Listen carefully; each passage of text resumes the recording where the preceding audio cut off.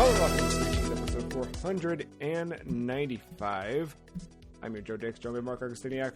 Hey. Matt Selner. Hello. The Free Cheese is a weekly video game podcast about video games brought to you once a week by thefreecheese.com. This week, Season 11 continues with Snatcher from Konami. We'll talk all about Snatcher, our experience with the game, our hopes for the game's future? Is that a weird thing to say in 2023? Perhaps. But first, I would like to say that the vulnerability of standing up in a quiet restaurant and feeling the eyes of every other diner watching over me reminds me that I'm human. And after playing Snatcher, I'd like to ask the two of you, what facet of being human keeps you from thinking that you've been taken over by another entity?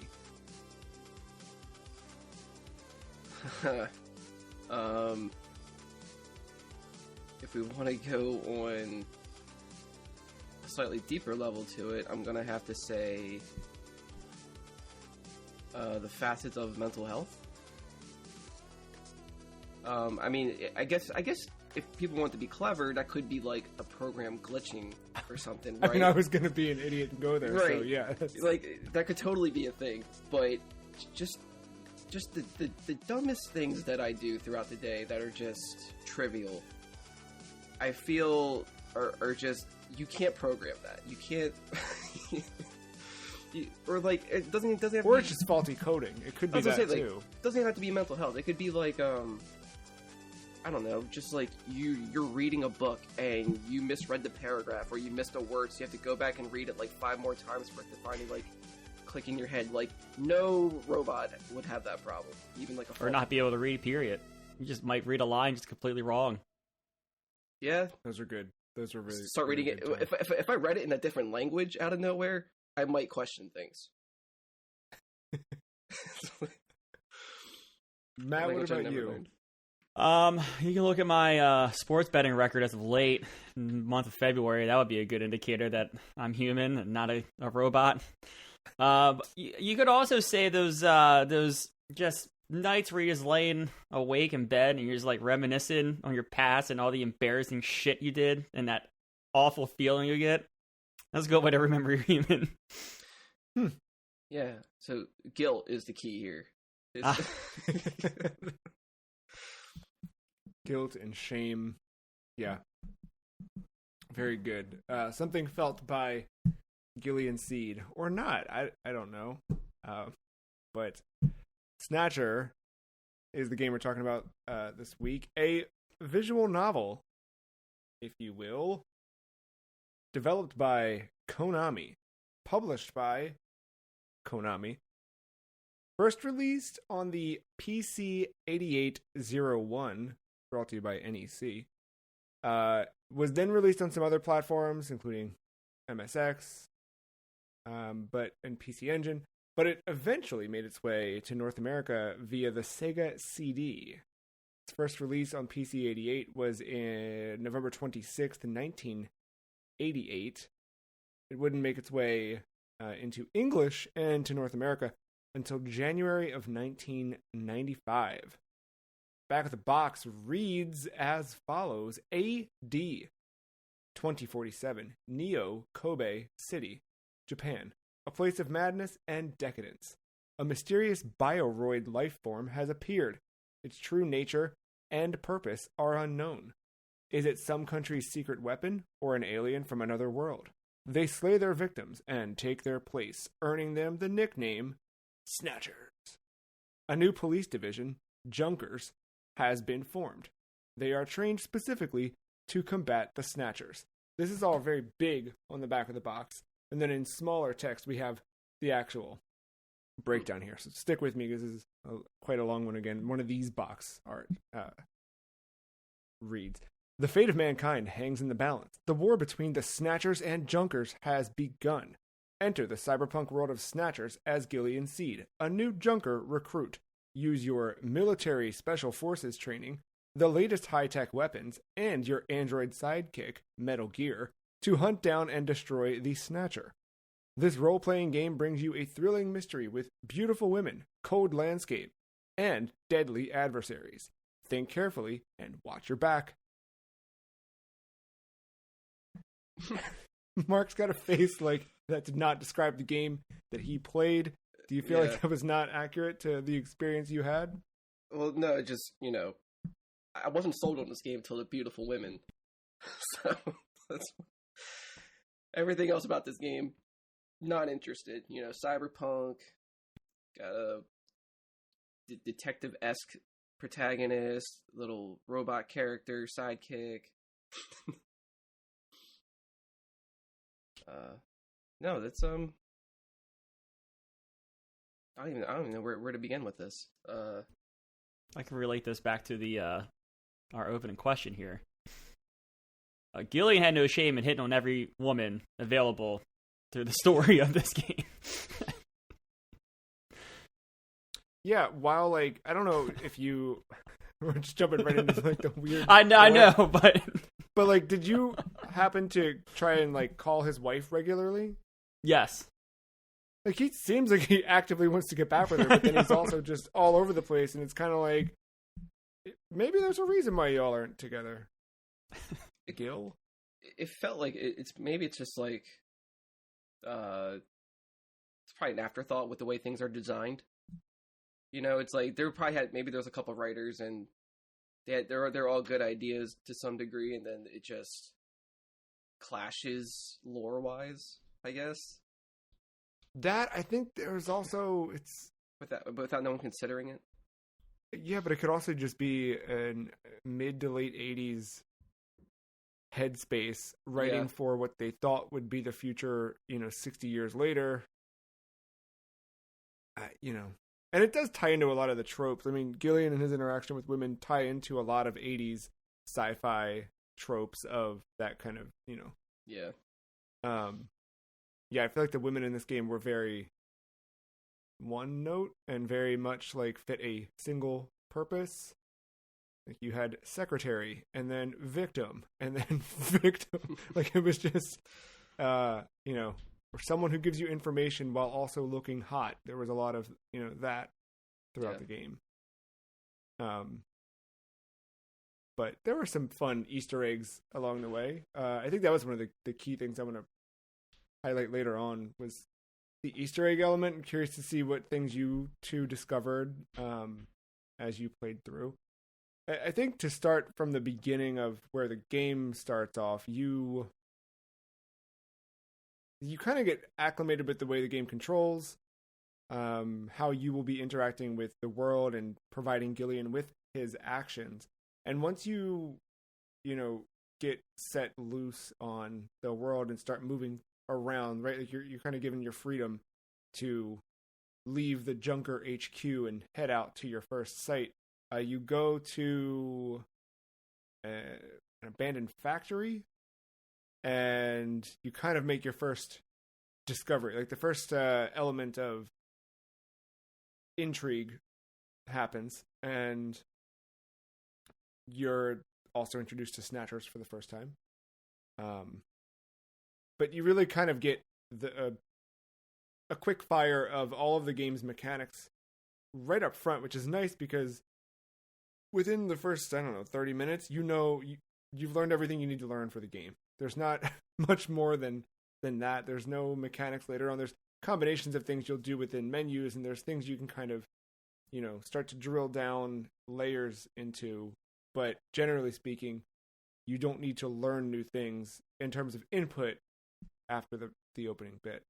I guess it's not too much of a spoiler to point out if someone's not played it that the game very quickly opens up to a death. We get the aforementioned snatching happening. Or do we? Or not really? There's, someone's taken out, and then you have to figure out why was he taken out and what did he know. And you piece things together from that kind of carry the plot forward and forward. I guess, do you want to start with the overall plot, or do you want to save that a bit? Because I know that I've got some things to say about the plot. I'll say this about the gameplay. I think when or maybe I just not familiar with like adventure games from this time. This could be that too. But like I don't know, when you're first kind of given your freedom to kind of start walking through the Junker headquarters, there's a lot of options, and it can get very daunting once you start going through the sub menus, and you're like, oh boy, do I have to do this in every room? And I think you can do that a lot in the HQ, right? I think the game kind of lets you just kind of do whatever. But then like you kind of with the game then kind of focuses you. Like you can still kind of do all the actions when you get to the factory, but the game very much focuses you on like the key 3 menus, kind of like what you said, like kind of what you get into. And then from there, with still having all the options available from the start, I felt so much more comfortable with how to play the game, and knowing that I don't necessarily have to use every single menu at every single corner, which is nice. And I think, I don't know, that first mission, like you said, is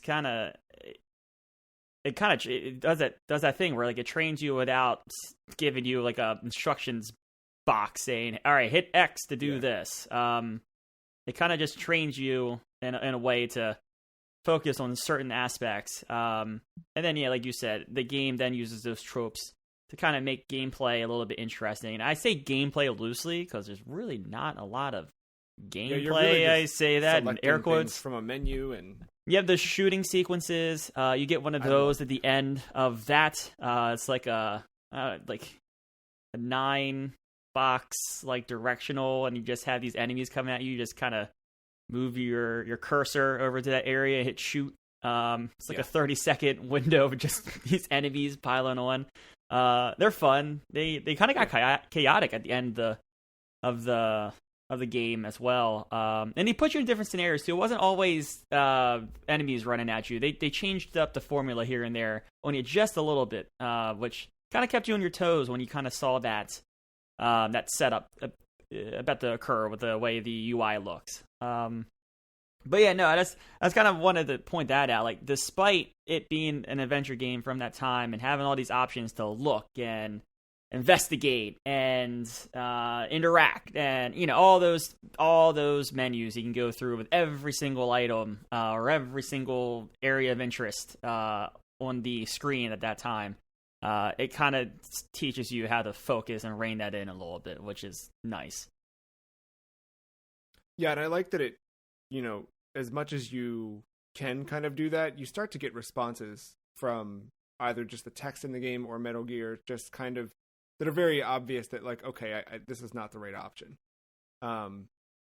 There are, however, opportunities for being persistent with a dead end option and something happens. Did you guys play around with any of that? I can't remember one. It's not vividly. There's one where if you just keep looking around the crowd, it's either the first or second time you go to Alton Plaza. Like, you go there and you meet Napoleon, get the information the first time around, and then he takes off, and it's like you're prompt, or maybe it's when you're trying to look for him. I can't recall now. But you're looking around the crowd, and you have the option to look around, and I just kind of kept looking around to see if things would happen. And eventually is that the one where you find Gillian's ex-wife? Did either of you see that? Oh, I did not see Gillian's. I don't remember that, so I don't think I got that. Yeah, she's there with your old boss or something like that, or her boss, something like that. Isn't that a plot hole? How does he remember that? But there were things like that where it was just like, if you just kind of like poke around for long enough, little random things will happen in the world, and you can bring them up later on. Like, the next time you call her, you now have an option to ask her, like, hey, did I see you at Alton Plaza the other day? And she's like, nope, I don't think that was me. Like, little things like that that happen. It's very Kojima. Oh, yeah. But yeah, otherwise the game's pretty good about, like, nope, you're heading the wrong direction, go this way. Like, I never felt really lost in the game. Even, like, there's moments later on that are, they're pretty hard-coded on what you have to do. Like, in order to enter this club, you need to put on your mask. When you don't have it on, it's very much like either Metal Gear or the person letting you in the club is like, hey, your mask's not on. You should put that mask on. But yeah, I think Matt, you mentioned the gunplay segments, which I found them. You can play this game with a gun peripheral, so that I think would have been a little bit whatever. But I found even with the D-pad, just moving along, because we played the Sega CD version, but with the D-pad, like you can quickly move between each of the 9 sections of the screen, find your target, shoot, and move on. It was quick. Yeah, that would have struggled, I think, with the light gun or whatever equivalent it was for back then. Yeah, I don't know which game we played recently, but there was something we played, and maybe it was something I played separate from the podcast, but I feel like there was something that just had kind of an input method like that was really tough. Like it was... it wasn't Metal Gear. I don't know what it was. Lifeline, was it? Talking about inputs that are really tough. No. Maybe it was Undertale, just like with timing stuff. So Yes. Oh. Yeah. And I just thought like the first time I saw it on the screen, like my immediate thought was like, crap, this is going to be broken and hard. Because I'm just thinking like games are not as polished then as they might be now, and this seems whatever, and we just did a hard thing, and I was very pleasantly surprised that it was so straightforward and easy to shoot things. I think that comes with the territory of these sorts of games, like visual novel-esque things. Like, I don't think they can make the gameplay too out there, I guess. Because I wonder how much of, like... I mean, I don't know anything about developing, right? But, like, I don't know if that would be, like, a whole other engine you'd have to create for the game just to have, like, a separate thing in there. But, I don't know. There's tons of games with mini games that play very differently from the main game, so I don't know. Yeah. They would have had to have, I think, well, I don't know. I don't know how this one was made, right? But if you think about the menu input, probably didn't need to add too different of a system to get the cursor to move with a D-pad. Sure. But you would have to move, you'd have to add horizontal input, right? In addition to the vertical. But the first thing I actually wrote down about the game, we can start with that. I just wrote down that Napoleon sounds like Louis Anderson. That was the sure does. First thing as I played that I felt was important enough to make a note of. So yeah, like this has the voice acting I was not expecting.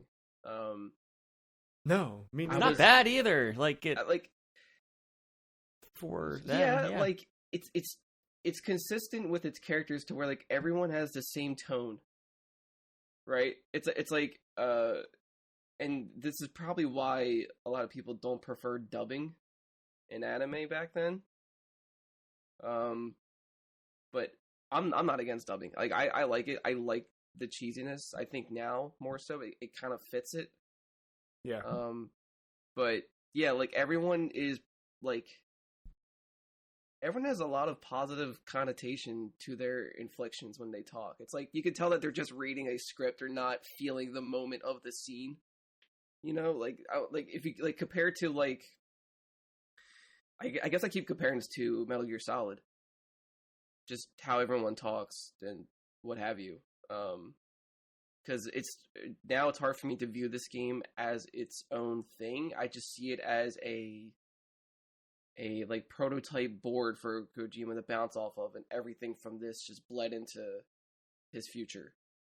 So that's all I see now. It's just that. Might be a little unfair towards the game, but yeah, no, I there's something still charming about that voice acting. I do like how like everyone is, I don't know. I don't want to say well spoken. but there's definitely like a weird, like nobody talks like that now. But I No, feel like a not at lot all. of like movie shows and whatever back then, they all kind of had like this similar approach to how they interact with each other. I would say that this does lead to Metal Gear, but don't discount Penguin Adventure, Kojima's first work, from leading to the future of Metal Is that Gear. Game No, Boy? I forgot what that was one. this one, this did very much kind of it evoked the Metal Gear games that I'd played to this point, just in the sense of like the big characters. I know we kind of opened up talking about how kind of rote a lot of the female characters are in the game, but in terms of just like presentation and value, like placed on having big, bold character portraits and those sorts of things, like everyone did look unique and everyone had their own sort of sense of personality, I think. And that, credit to the localization team that was able to bring that stuff to a North American audience in English, because there's a lot of dialogue in this game. And again, like a lot of weird things that you might not run into if you're not looking for it. Like, did either of you have the special food in Alton Plaza? I don't think so. No. It was a special soup. I forget the name of it now. I should have wrote down the name. I just took a picture of the screen where it said... was that down, not in, like, main Alton Plaza, but down where, like, the Player's Cavern was? Exactly, right when you come out of Player's Cavern. Yes. It says... I just have a picture from Metal Gear describing what it is. It's a new type of pizza where you drop your favorite pizza into a special boiling soup. Which I don't know how I feel about putting a whole pizza into soup and then eating the pizza. I don't know, if you get the right pizza, sometimes the soup's on top of it because it's so greasy. That's fair, but do like a good grease like soup. It'd be too a lot going on there. I mean, Yeah, you're not like- too far removed from French onion. I mean, the bread, the cheese. Yeah, but I think you fish the pizza back out of it and just eat the pizza after it's that's been weird. dipped in a boiling soup. Like, the way that they present it in the game, it's very much like a street vendor with a huge vat of soup, and you take a pizza, throw it in there, and he pulls it out and hands it to you, and you eat it like a funnel cake or something. Like, I don't know. Speaking of, Plato's Cavern and Alton Plaza, did either of you call any of the random numbers that you could find around on billboards? I want to say I called the love line at some point, I called, but I the don't love line, remember the result. So there's different results. Because I kept calling it just to see what happened. 'Cause at some point, like I called and like you got the kind of like typical voice or phone sex script or whatever, and you're interacting, and then I don't know what I said, but I got to the point where the woman on the other end was like, "Okay, I've had enough of you. Goodbye," and then hung up on me. And then I called back to see like, will she even answer? And they did answer, but it was someone else. Handed off the phone to a different person.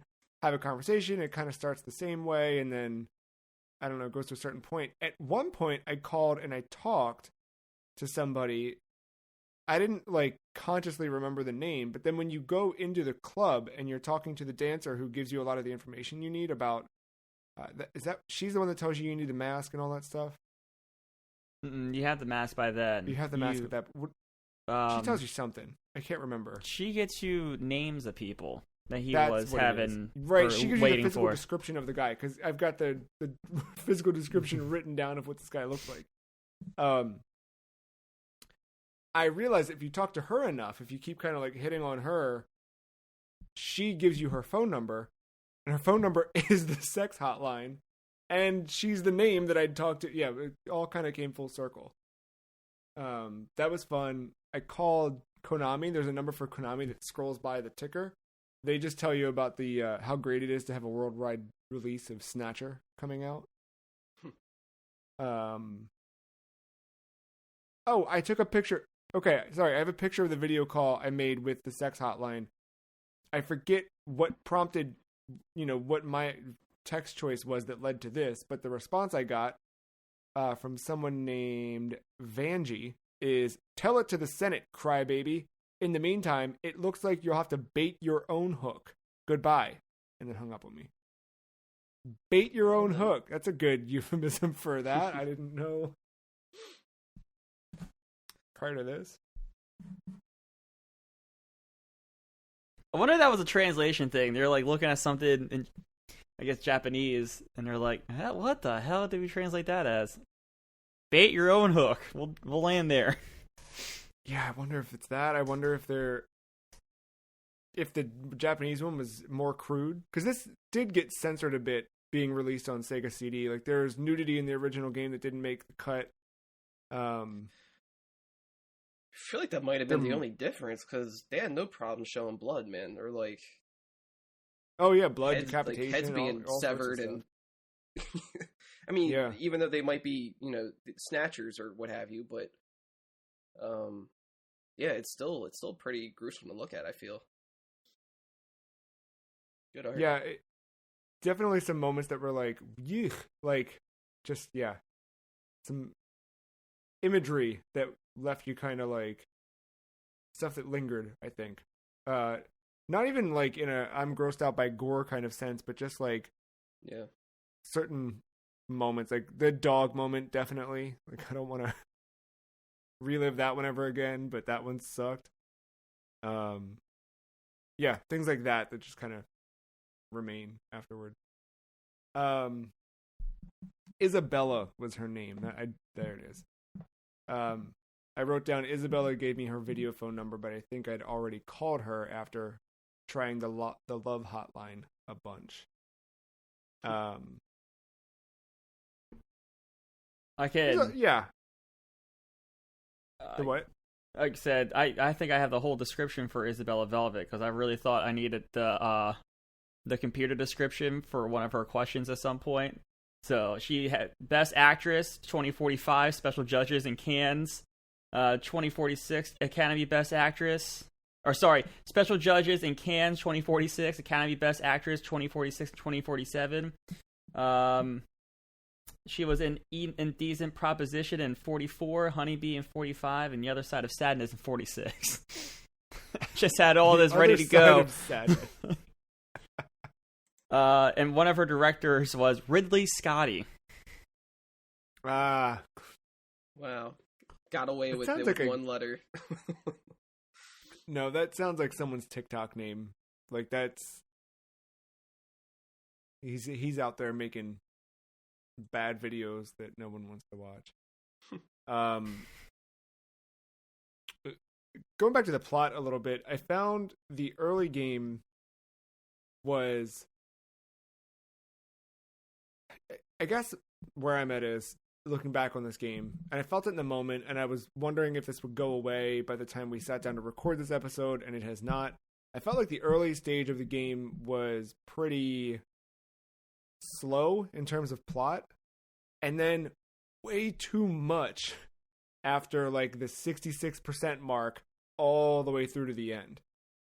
Like, I felt pretty like light early, where I was just exploring the world, I was engaging with different things, I was interacting with the world, like finding whatever, but then like all of a sudden things flip a switch and it goes way too much, and I felt that like some of it was really cool and intriguing. Like, I'd love to I think this story that they were telling, where eventually you learn that the Snatchers are coming and they are one by one overtaking large, powerful political figures, or just different members of power throughout the world. They're replacing them so that they can slowly take over everything. And that reveal is huge, and I think stories like that are always interesting. But then we just kind of very dialogue heavy, can't skip cutscenes, very much like it was just go away. Like, I was trying really hard. There was like one point where it was my fault, fully my fault, but it was like, I'd played for a good chunk of time, and then I was like, maybe it's time to take a break from this for the night. And then I'm like, nah, just do one more section real quick. And then I think I ended up, was that the night I beat it? I don't remember, but it all kind of happened, but it was like so long of a session for me that I was like so burnt out, and I just kind of like, it took everything in me to like actually continue to pay attention to the thing. I still had to like read a quick like plot summary of what I just watched, because I was like, what who's what, where's, why is this happening? Were you in it the whole time? Did you I think more so to the end was definitely more interesting, but I learned with I guess early versions of the game, it stopped at Act 2. Act 3 wasn't added till I think by the time it got to the like Sega CD version or something like that. Interesting. So I'm wondering because if that even is the game kind of ends on a cliffhanger, so it has that. Maybe they felt like they just like had to do like a big lore dump by the end to try to make up for whatever. I mean, with the development, this is another. I mean, I don't think there's ever a game that Kojima got out on time and didn't run through development hell. But I believe this game was supposed to encompass 5 acts that got boiled down to 2 with a sequel plan that never got released or it never made it to pre-production. That makes a lot of sense for why we had that. Okay. Yeah. Heavy back half. It would have been interesting if it ended just right at 2. Where did 2 end story-wise? I don't remember now the exact. It was crap. What's the wife's name? Is it Jamie? Yeah, that sounds right. I believe it was her talking to you through like a vid thing, and then like a Snatcher was behind her. Right. Yeah, that would make sense. That's a good kind of. That would have been a harsh cutoff, though. Can you imagine? Like, I mean, I guess if the game had been quick enough, right? If it came out in '88, you get cut off there, and then I also wonder back then, you know, especially considering this is originally on a computer, you probably could have just bought an expansion or some sort of like floppy, you know, whatever to pick up part 2 or a new episode or something like that. I could see them experimenting with that. Yeah.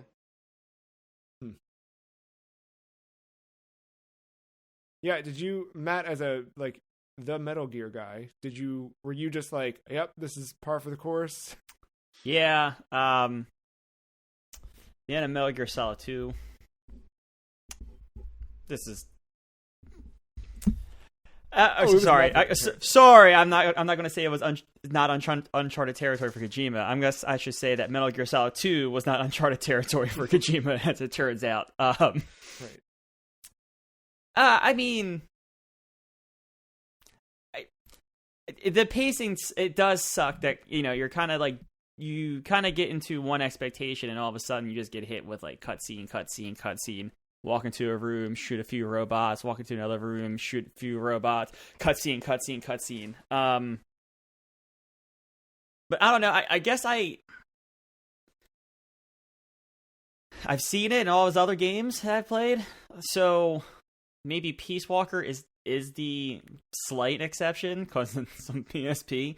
But yeah, I don't know. I guess I always in the back of my head expected it to be somewhere, and it kind of showed up. I was gonna say though, with your original question, with the pacing of the game, due to a small injury that occurred to me in the earlier part of this year, I had to get a couple stitches on my thumb, which led to playing regular video games out of the question. So I decided to sit down and play this one. And once I got started, I think one night I played that first like slow hour, and then that next day I took off. I beat the game in a day. It just kind of got its hooks in me, and then before I knew it, I'm seeing the end cutscene, and I was like, all right, that's a thing.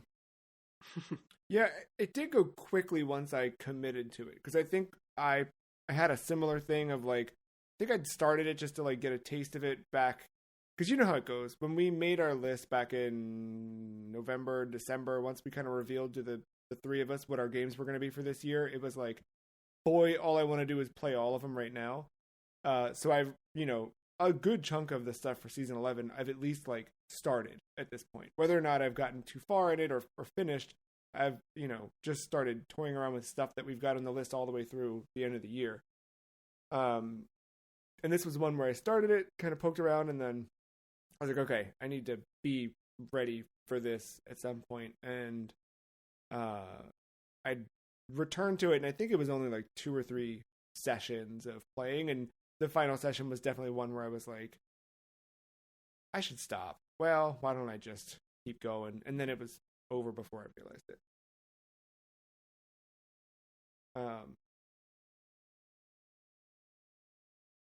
Did you enjoy the game? I guess I haven't asked that question yet. Mark? It's fine. It is a little, like, I do like visual novel games. But the ones that are kind of like this, where it's just very menu heavy, tend to be a little, it can be taxing. I would prefer to more of like use your cursor, you can go around, click with the objects in the screen and actually interact that way. But the visuals, I think, just kind of kept me interested, because I really do, like, might as well watch it, right?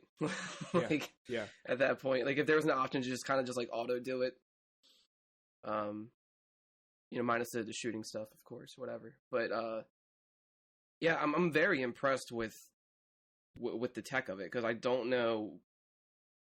I don't have a scope for like how games were around this time for this platform, and I don't know if this was like one of the like higher up there ones, or if it's just like, yeah, a lot of games are just like this. Like, this is just like a standard. But like to have like a visual novel game with like full voice acting and just the way that the cutscenes aren't like necessarily animated in a sense where it's like every frame is a new frame. If a mouth movement, you're going to repeat a couple of those frames back and forth, or like somebody flashing lights here and there. Like, they still kept it minimal, but still visually entertaining at the same time. I think that was the beauty of like, or the benefit of this being a visual novel, is they were able to make these like big, huge scenes, and then really just like swap pixel colors on a couple of things in the background to give the effect of a light twinkling, and it looked like it was, a living, breathing space.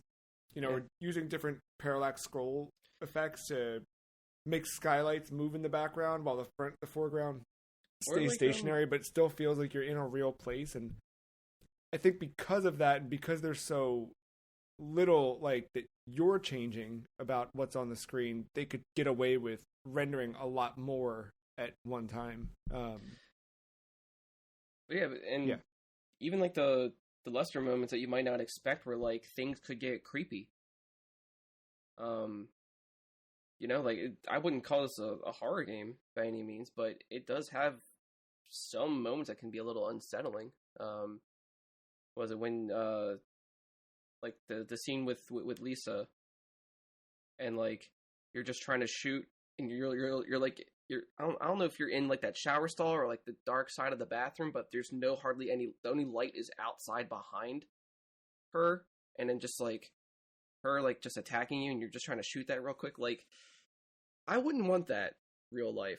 That is a creepy point of view, to have her darkened, not see that detail, but enough to know that she is going to probably rip your face off. Yeah, that something bad is about to happen. You just got to panic shoot, and you're in a corner. Like, that could be unnerving. I liked it. Yeah. No, I think that's a good point. Like, I agree. Like, it wasn't the most engaging game to play. Yeah. I guess if you have limited use of your digits, it's probably a good thing to participate in. But yeah, I think I couldn't stop like loving seeing the different scenes, and I think that was why I was so curious to poke around in the interactable menus, because it was like, or interactive menus, just because I was like, what else is out there that I'm not, like, what other scenes am I not seeing? What other people am I not interacting with? And it's Because from it was also pretty.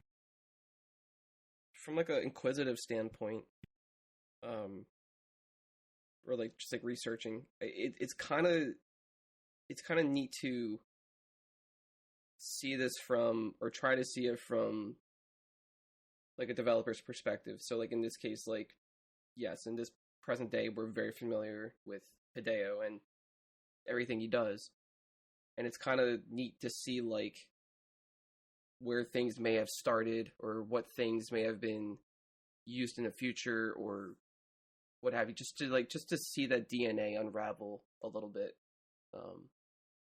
Can give a new meaning and depth to playing this if you're looking for that. But like, yeah, I mean, the Metal Gear one is just too. I mean, that's even before the name. Before I knew it was called that, I was like, wait, aren't you in another game? Yeah. And like, I didn't play Metal Gear Solid 4, but I knew that little robot, and I was like, is it the same, or is it just like a nod? And it's like, no, it's straight up like the same. Mark II, it's the Mark. everything. I think Mark II. Yep. Yeah. Matt, did you like it? Yeah. Yeah, I enjoyed it. I don't know. I kind of got into it. Maybe out of the necessity, but like I started like, not your traditional like detective notepad or whatever, but like I have my notes app on my phone open, and I did all my research and my profiling on Isabella Velvet. Like I was all ready to go in case things were to happen, but yeah, I kind of got into it a little bit, taking notes about different things people were saying in case I needed to call back to them or whatever. But yeah, no, like I said, I kind of sat down. I think I got through a good chunk of it. I think I stopped, maybe play something else. Now I wonder if it was when I had stitches in my thumb, but whatever. Anyway, I sat down and pretty much completed the game in a day, with a little break in the middle of it. But yeah, it is a I thought it was a solid little experience. And you were talking about the animation. I like the transition from rooms. The way they did it without obviously having you walk into the room, the way like they loaded what you would see past the door, and then kind of like once the door out of frame, the rest of the room came into effect. I love that so. That was a cool little trick to not have it seem like you're walking into the room without actually like animating it. Yeah. That was the second thing I wrote after noting the Louis Anderson is I love the way the door turns into Gillian's apartment. That was the first like thing followed by cool toilets. I don't know if did you guys interact with the toilet at all and learn about the toilets from the future? Mm-mm. Okay. All the stuff, I feel like the next 10 years are going to get real weird for us as a species. I don't think that's too far-fetched or outlandish of a thing to say, but as technology gets a little weirder here and things we'll see what happens. I hope this one happens. And I hope if someone is smart enough, they have played this game and they're thinking of this. This is cool. I guess there's I'm not going to go on the scary side. Let's go down the cool side of it. You can imply the scary side of this. The toilets in this game have a lot of like sensors and stuff that like when you urinate in them, they will read your urine and check to see like, are your fluids where they're supposed to be? What are you deficient in? And they'll give you readings. Like, it was stuff like that, like temperature checks and whatever. There was more to it, but it was basically just like smart toilets that were like picking up on certain things. I feel like if you sat on it the wrong way, it was detecting like, whether or not you have a hemorrhoid or something. Like it seemed like a neat thing. I started thinking about like, this is 2047. It doesn't seem that futuristic in this. There's some stuff in here for sure, but like not all the way. But I started to think of like the gap between then and now, and it's like, what things are we missing? What could be cool too? And I feel like a smart toilet, one that's not selling my data back to the manufacturer to then sell me life insurance or something. Not that one, but like if we can do some cool stuff that It's for the betterment of humanity. Like, you just write the life insurance and not like supplements.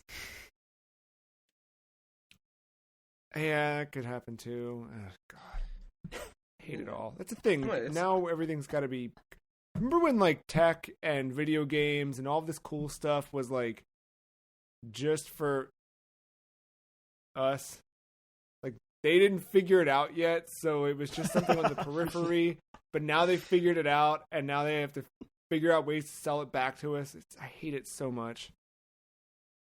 Too much awareness. Yeah. Pull it back. What We was need it, to defect. We need to go to, what was the place called? The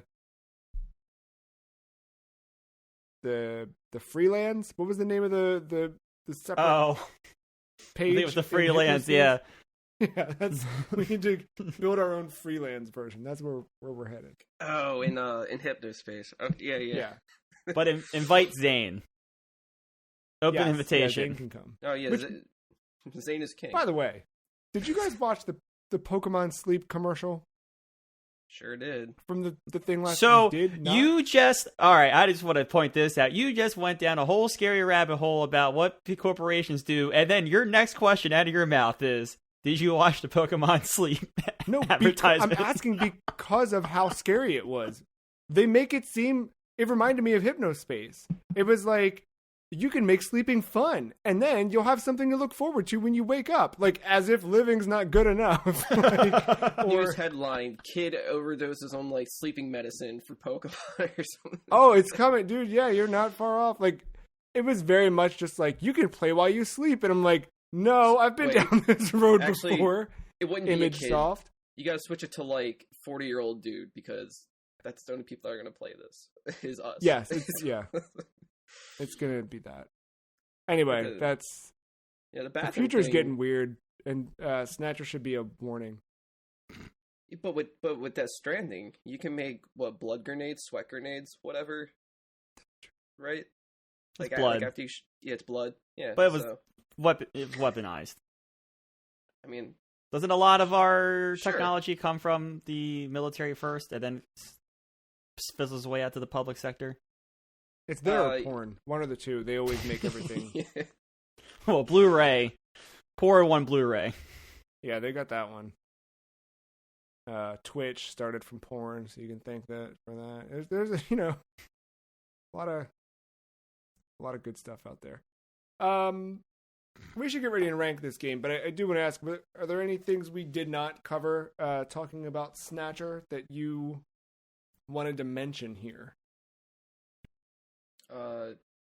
It was nice seeing Goemon for a second. I really liked Outer those Heaven. little nods.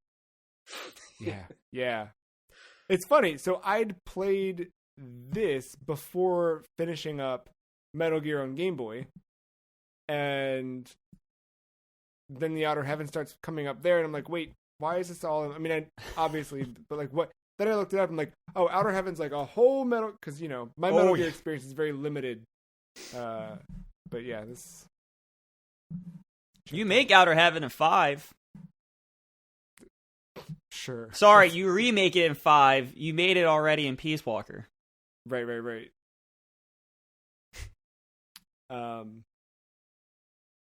Yeah, no, that was a good moment. I like that. I hope that, well, we'll talk more about the future of Snatcher as we close out, I think. But yeah, Matt, anything else we didn't hit on that you... No, I think Mark mentioned it. Like, the beginning, you said it one as like instructions. I think I followed up on that, and Mark said about the art. But really, that first kill scene is like very tone setting, and I don't think I expected that from this game. And and it's kind of followed that the rest of the way. And like Mark said, it's not a horror game. I'm not sitting there like curled up in a ball, but like what's behind that door? Eerie feeling sometimes, especially in later parts when you start getting into the weeds of Snatcher territory. Maybe it's a room full of skeletons. I don't know. Maybe That was great. Maybe there's That an was such a good eyeball scene. and maggots all over the sky. I don't know. Such a good scene. It was, that whole area was really, really fun to explore. I think it was in Lisa's apartment, where when you're in the mirror, or you see the dude in the mirror. Yeah. That was so good. Yeah, I think the other thing we didn't mention, we've kind of been starting these episodes off also by asking what or why this game was chosen, and I'd picked this one because it had always been something that I was like, I should play Snatcher, because I'd always wanted to get into Kojima's games, and Metal Gear is so daunting. It was like, well, Snatcher's a one and done. I can knock that out, like, why not? So it was between, honestly, Snatcher and Police Knots when I was coming up with this season, but Snatcher just seemed more accessible. I wanted to have a Sega CD entry in the season 11. I tried to be a little intentional with, I don't think I nailed it all the way. It's been a while since I've looked back at my list, but I remember my intentions being that I didn't repeat platforms. Obviously, there's some stuff that we'll see I elected for this later on that is kind of multi-platform or is multi-platform, but I kind of targeted a specific platform in mind. And this was one where it was like, yeah, I feel like there's some obvious Sega CD things you could go for, like a Sonic CD or Sewer Shark or Night Trap, but this just felt like the one. And yeah, I'm happy that we got to do it. Mm-hmm. Where does it rank, though? Listeners, if you want to follow along with the list, you can do that at thefreecheese.com/thelist, where we rank all the games we've played this season. Is this above or below the old Devil's Crush belt? I could already see Mark looking down in the low 30s. What do you think?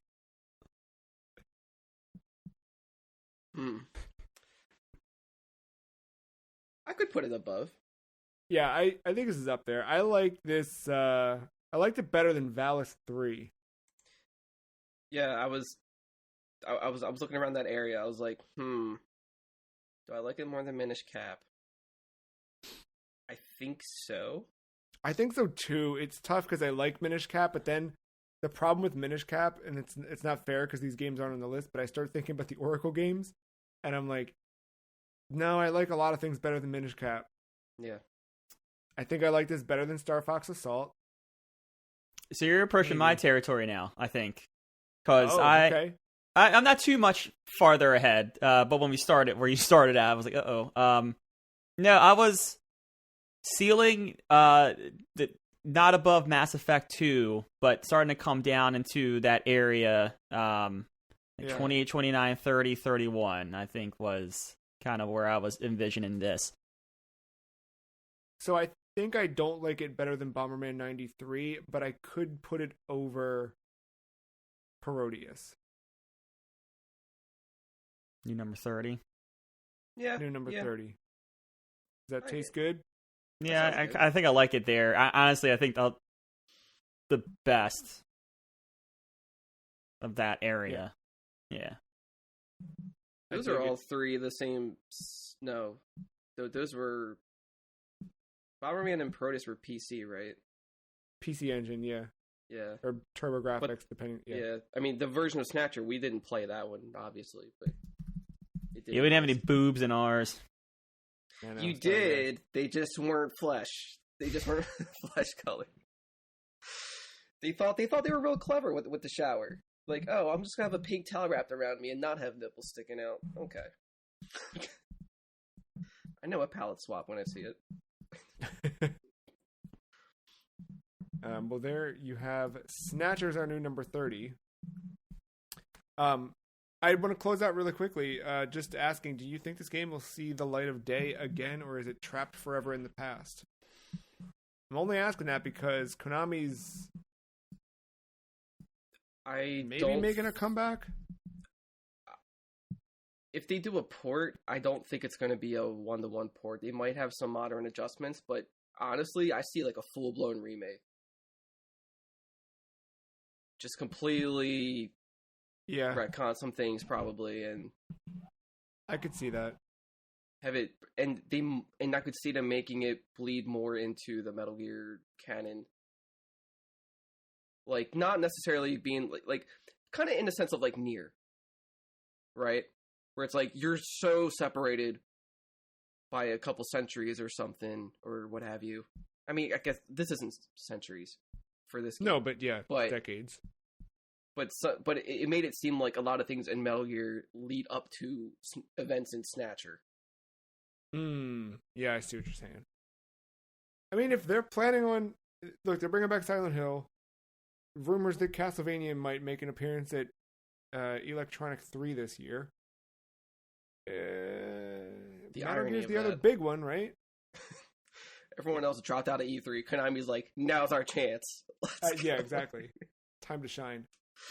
But yeah, I think Snatcher's a really interesting and fun game to play through. I think that it's the fact that it is just kind of one and done. Like, dude, you could very easily pop this on Switch. It would sell a ton of copies. Limited run games would have a field day packaging this thing up and selling it to people. Like, I think Snatcher would be a really easy, good game to put out in a modern. If you just re-release it as it is, just to get it on new platforms, I think you keep it as the Sega CD version for obvious reasons. But if they do something with it, I want to see Kojima's original vision, which I think we have issues with the state of Konami and Kojima. I would like to see what the next acts would have been without pacing issues. Right. Yeah, I mean, those Metal Gear games came back online now, yeah? Yeah. To buy? Yeah, okay. Because that was just a licensing thing. Yeah, I wonder, like, I can't remember. So the box art of this was pretty funny. Like, if you look at the American box art, like, the dude on the front just looks like Paul Reiser, but the Japanese version of this it's just a gold, it's the title screen. It just, says Snatcher in gold, like, but I can't remember if it says Hideo Kojima game or something like that. So I don't know if it would be like a thing where they would. Well, I forget. Crap, is it the beginning? I know you could input his name and you get a little Easter egg. Oh, that's cute. So I wouldn't put it past him. Yeah. So that might complicate them re-releasing it. Neo Kobe pizzas. That's what the soup was called, or the dish. The Neo Kobe pizza. Anyway, that's Snatcher. I had a good time with Snatcher, and I had a good time with next week's game, Amplitude. Come back and play that with us for the PlayStation 2. Talk about it with us. We've also announced all the games for March. You can go check those out over on thefreecheese.com. We're going to have quite a month, I think, here in the future. Until next time, I've been Joe Dix. Thank you, Mark. Thank you, Matt. Thank you, listener, for listening.